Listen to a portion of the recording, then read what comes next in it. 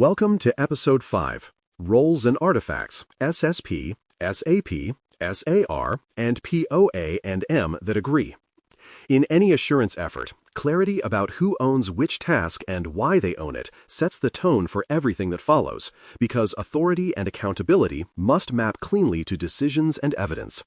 Ownership matters. A system owner answers for scope and resources, a security team designs and verifies safeguards, and assessors test and report results that leaders can trust. Yet none of these roles should blur into another's lane. Consider a small payment platform. The product lead funds controls, the security architect designs patterns, and an independent assessor tests without steering the design. When each person knows what they decide, what they perform, and what they review, the program runs on rails instead of personality or guesswork, and the artifacts tell one coherent story that holds up under scrutiny. Building on that foundation, the system security plan is the centerpiece that explains what the system is, how it works, and which controls apply in scope.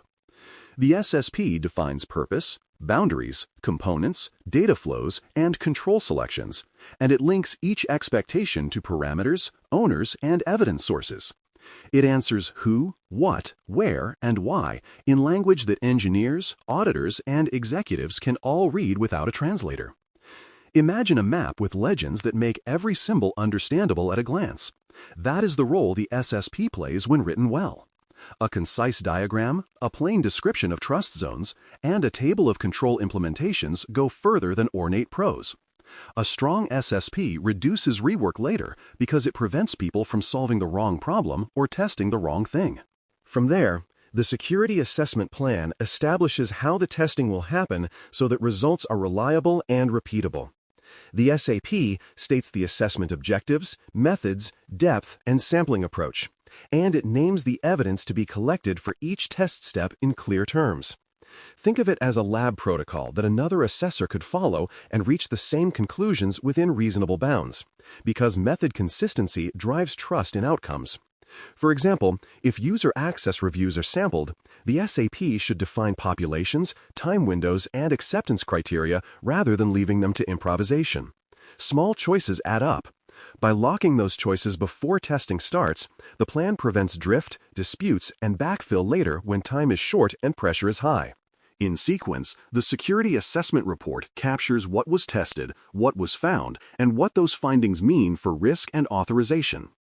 The SAR should read like a structured narrative: scope confirmed, methods executed, evidence observed, results analyzed, and conclusions supported by traceable references. It must avoid vague phrases like appears adequate unless the criteria for adequacy are explicit and grounded in the SAP. Imagine a reader joining midstream.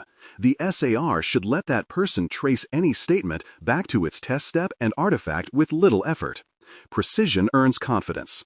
Clear linkage from observation to risk helps decision-makers act without guessing how severe a gap is or how fast it needs attention. With findings in hand, the plan of action and milestones turns gaps into commitments that can be tracked to closure.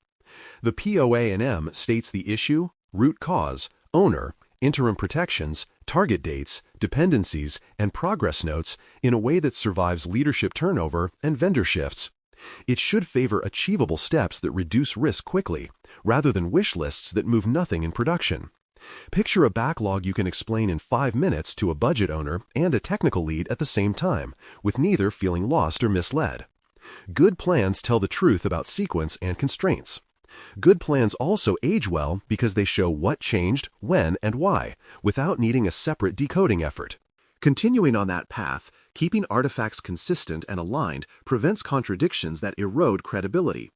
The SSP names the control and its parameter, the SAP defines how it will be tested, the SAR records what happened, and the POA&M commits to any fix.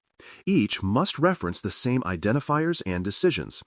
If the SSP says quarterly reviews, the SAP should sample quarters, and the SAR should report quarterly evidence, not monthly logs. Small mismatches create big arguments.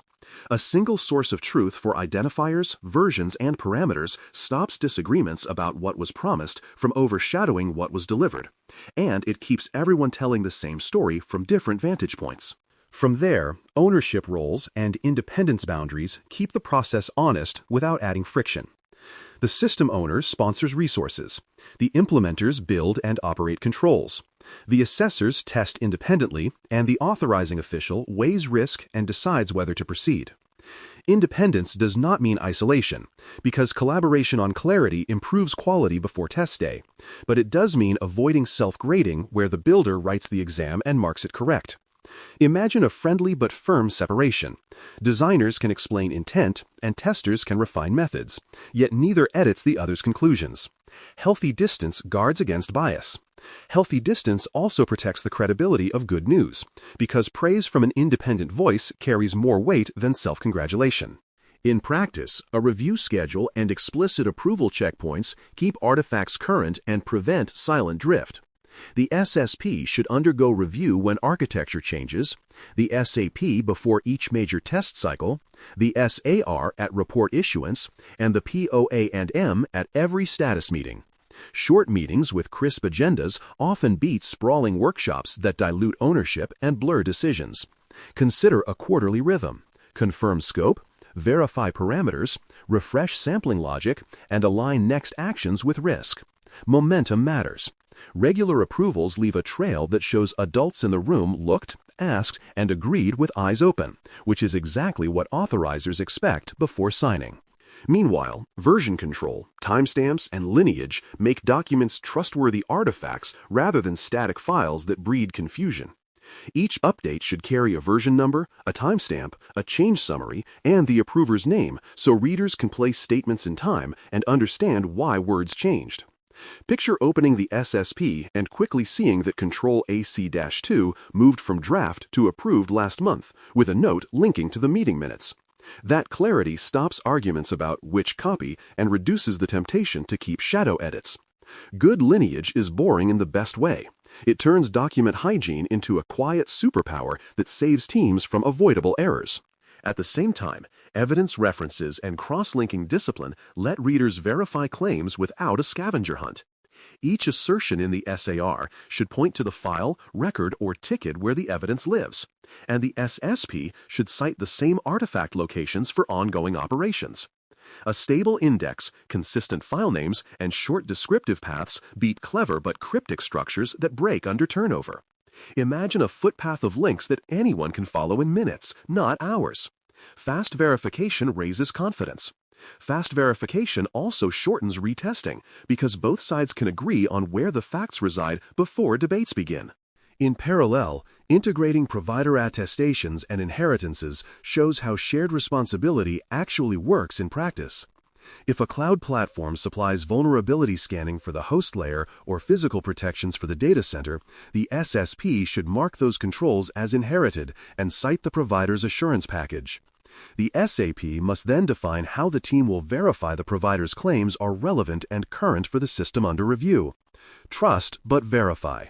A concise mapping table that lists inherited controls, evidence types, review dates, and gaps converts a vague promise into a reliable dependency rather than an assumption that fails during authorization. Even with discipline, common narrative contradictions appear and must be avoided with care. A frequent example is stating multi-factor authentication is required everywhere while later describing break glass accounts without the same protection and no recorded compensating measures. Another is claiming weekly scans while sampling shows monthly runs. Small words betray big truths. The fix is simple but not easy. Read artifacts side by side and reconcile language until claims, methods, results, and plans align without hedging. Because a clean story prevents unnecessary findings and keeps attention on the real risks that need funding and focus. To keep that story healthy, metrics for freshness, completeness, and consistency give leadership a quick view of artifact quality. Freshness measures how long it has been since each document and key section was updated. Completeness checks whether required fields and links are populated. And consistency looks for parameter agreement across artifacts. A simple dashboard can show green when updates and links match, amber when reviews are due, and red when contradictions appear. Numbers are not the goal. Numbers are the flashlight that shows where to read first. So the team fixes truth before polishing style, and the program remains transparent even as it scales. Finally, the takeaway is straightforward. Artifacts that align turn roles into results that decision-makers can defend without strain. When the SSP explains the system plainly, the SAP sets fair tests, the SAR records faithful observations, and the POA&M turns gaps into action, leaders can approve with confidence or pause with reasons they can explain. That is the point. A clean chain from intent to test to outcome earns trust across audits, transitions, and incidents, because anyone can follow the thread and reach the same place. Build that chain, tend it often, and let it carry the weight of your program's promises. Thanks for listening. For more audio courses, daily newsletters, and more, please visit baremetalcyber.com.